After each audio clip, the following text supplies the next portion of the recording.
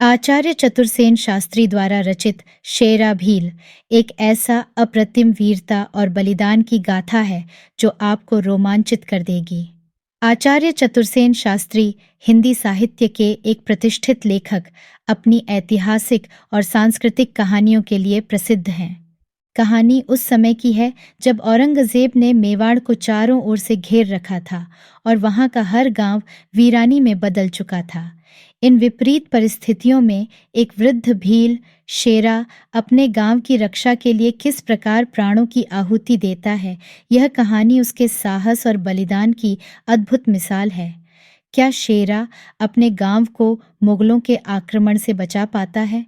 भीलों की संगठित शक्ति और उनकी देशभक्ति किस प्रकार मुगलों को मात देती है? यह कहानी केवल शेरा की वीरता का ही नहीं, बल्कि भील समाज की एकता और साहस का जीवंत चित्रण है। कैसे वे अपने जंगलों और पहाड़ियों में छुपकर मुगलों का मुकाबला करते हैं, यह जानने के लिए आपको यह कहानी सुननी होगी। तो चलिए शुरू करते हैं। जाम। जिन दिनों औरंगजेब ने मेवाड़ की भूमि को चारों तरफ से घेर रखा था, उन दिनों की बात है। सारे राज्य भर में सन्नाटा छा गया था। गांव उजाड़ दिए गए थे, कुएं पाट दिए गए थे, खेत जला दिए गए थे और सब प्रजाजन अपने पशुओं सहित अरावली की दुर्गम घाटियों में चले गए थे। मुगलों को बड़ी मुसीबत का सामना करना पड़ रहा था। हुकूमत और घमंड से मुगलों के प्रत्येक सिपाही का मिजाज चौथे ग्रासमान पर चढ़ा रहता था। अय्याशी और रंगीली तबीयतदारी उनमें हो ही गई थी। बादशाह के प्रति कुछ उनकी ऐसी ज्यादा श्रद्धा भी न थी, क्योंकि शाही सेना में सिर्फ मुगल ही हों, यह बात न थी। मुगल, पठान, सैयद, शेख और न जाने कौन कौन धुनिये जुलाहे भर गए थे। वे सिर्फ अपनी नौकरी बजाने को सिपाहीगिरी करते थे। प्रत्येक सिपाही अपने जानमाल की हिफाजत करने के लिए व्यग्र रहता था और यथाशक्ति आराम तलबी चाहता था। इसके विपरीत राजपूतों में अपने देश के लिए रस था। वे प्राणों को हथेली पर रख रहे थे। वे लड़ते थे अपनी प्रतिष्ठा के लिए, अपनी भूमि के लिए, अपनी जाति के लिए। वे अपने राजा को प्यार करते थे। राजा उनका स्वामी नहीं, मित्र था। इससे राजा के लिए प्राण तक देना उनके लिए परम आनंद की बात थी। लूनी नदी की क्षीण धारा टेढ़ी तिरछी होकर उन ऊबड़ खाबड़ मैदानों से होती हुई अरावली की उपत्यका में घुस गई थी।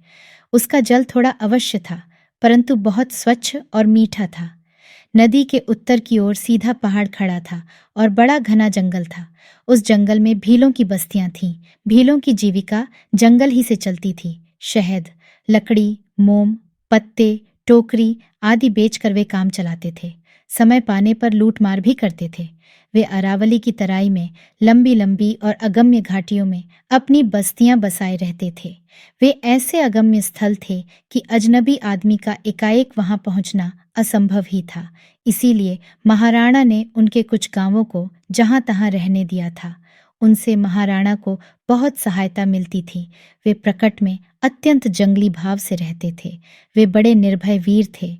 उनके पैने विषैले बाणों का एक हल्का सा घाव भी प्राणांतक होता था। परंतु वे बाहर से जैसे असभ्य थे, वैसे भीतर से नहीं। वे अपने सरदार के अनन्य भक्त थे। उनमें अपना निजी संगठन था। वे अपने को राणा के कृतदास समझते थे। वे निर्भय होकर वन पशुओं का शिकार करते थे, खाते थे और फिर दिन दिन भर खोते में लड़ना उनका सबसे जरूरी काम था। वे इस बात की ताक में सदैव रहते थे कि धावा मारें और मुगल छावनी को लूट लें। बहुधा वे ऐसा करते भी थे।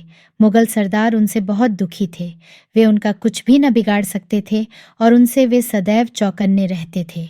कभी तो वे रात को एकाएक मुगल छावनी पर धावा मारते और किसान जैसे खेत काटता है उसी भांति मार काट करके भाग जाते थे।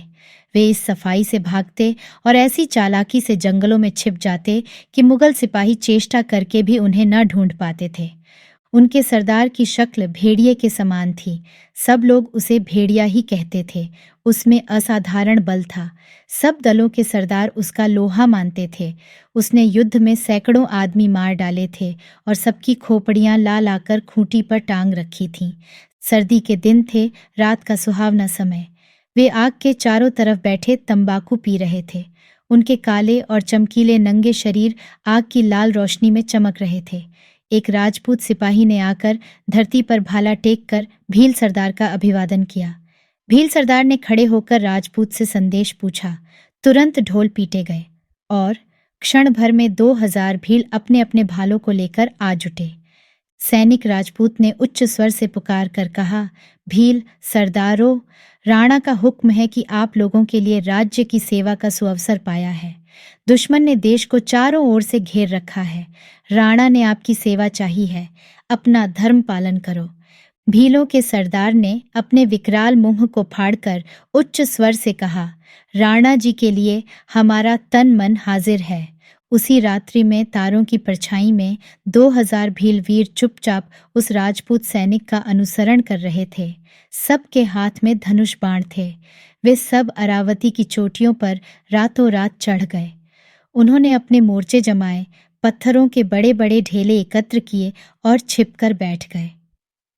दोपहर की चमकती धूप में भील रमणियां मूंगे की कंठी कंठ में पहने, भारी भारी घाघरे का कांचा कसे लूनी के तीर से पानी ला रही थीं। कोई जल में किलोल कर रही थी।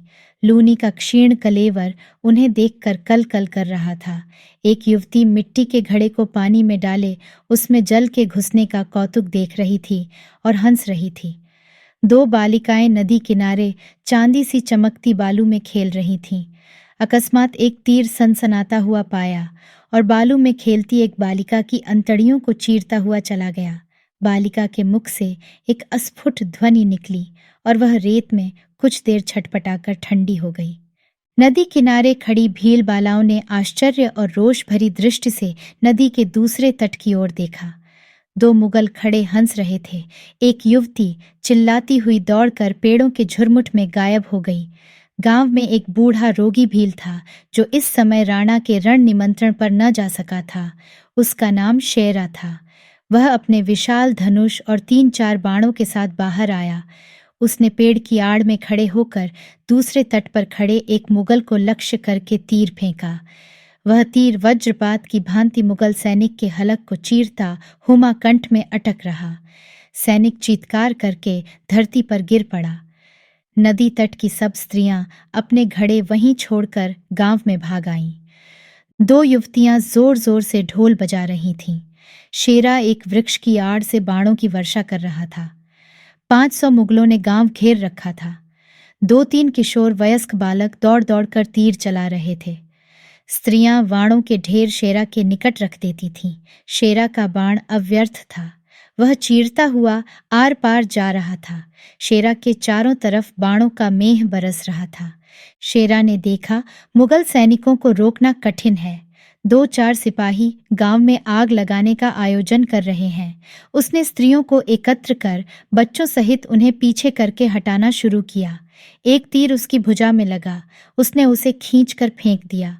गेरू का झरना जैसे नील पर्वत से झरता है, रक्त झरने लगा। शेरा ने चिल्लाकर कहा, सब कोई दूसरे जंगल में चले जाओ। गांव की झोपड़ियां धाएं धाएं जलने लगीं। शेरा कौशल से बाण मारे जा रहा था और पीछे हट रहा था। उसकी वीरता, साहस और धीरज आश्चर्यचकित करने वाले थे। एक बलिष्ठ भील बाला तीर की भांति अरावली की उपत्यकाओं की ओर भागी जा रही थी। उसने एक ऊंचे पेड़ पर चढ़कर अपनी लाल साड़ी को हाथ की लाठी पर ऊंचा किया। कुछ ही क्षण बाद चींटियों के दल की तरह भीलगण धनुष और बाण आगे किए पर्वत श्रृंग से उतर रहे थे। स्त्री वृक्ष से उतरकर अपने रक्त वस्त्र को हवा में फहराती आगे आगे दौड़ रही थी। पीछे पीछे भीलों की चंचल पंक्तियां थीं। गांव में आकर देखा, गांव की झोपड़ियां धाएं धाएं जल रही हैं। भील सरदार ने हाथ ऊंचा करके बाघ की तरह चीत्कार किया। चारों तरफ भील वीर बिखर गए। बाणों की वर्षा होने लगी। मुगल सैन्य में आर्तनाद मच गया। उनके पैर उखड़ गए। सैकड़ों ने घोड़े पानी में डाल दिए। उनके रक्त से नदी का जल लाल हो गया। सैकड़ों मुगल वहीं खेत रहे। युद्ध में भीलवीर विजयी हुए। युद्ध से निवृत्त होकर सरदार ने शेरा को तलाश किया। वह सैकड़ों तीरों से छिदा हुआ एक झोपड़ी की आड़ में निर्जीव पड़ा था। आज भी उस वीर वृद्ध शेरा के गीत भील बालाएं जब जल भरने आती हैं, गाती हैं।